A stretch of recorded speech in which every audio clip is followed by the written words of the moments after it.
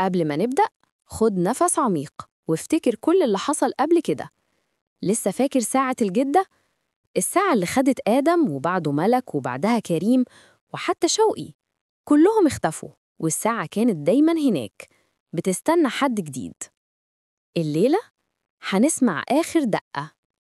قولوا سبحان الله في الكومنتات واضغط لايك واشترك في القناة علشان تعرف النهاية بنفسك. يلا نبدأ. الساعة تدق للمرة الأخيرة. المتحف قفل الجناح اللي فيه الساعة وحطوها في مخزن تحت الأرض، مكان محدش بيدخله غير مرة في الشهر. بس في ليلة معينة النور قطع عن كل المتحف، وأول صوت اتسمع من تحت كان دقات الساعة. رجال الأمن نزلوا بسرعة ولقوا باب المخزن مفتوح لوحده، وجواه الساعة واقفة بتنور بنور أحمر باهت. لكن المرعب إن الإزاز من جوه كان فيه وشوش كتير، وشوش آدم، ملك، كريم، وحتى شوقي، كلهم بيتحركوا كأنهم محبوسين جوه الزمان نفسه. واحدة من الموظفات اسمها سارة كانت بتشتغل في توثيق التحف، قررت تعرف السر. فضلت تدور في أوراق المتحف القديمة لحد ما لقت ملف مكتوب عليه: أمينة عبد الرازق، الساعة الملعونة، سنة 1912.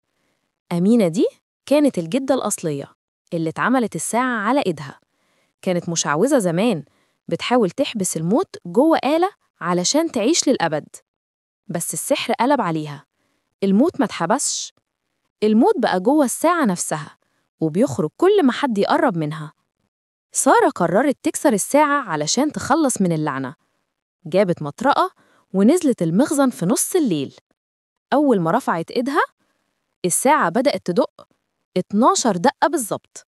الأرض تحتها بدأت ترج والإزاز اتشق نصين، ومن الشق طلع صوت الست الجدة نفسها: كنت فاكرة إنك هتكسريني؟ كل اللي بيقرب بيبقى جزء من الوقت. سارة صرخت وضربت بكل قوتها.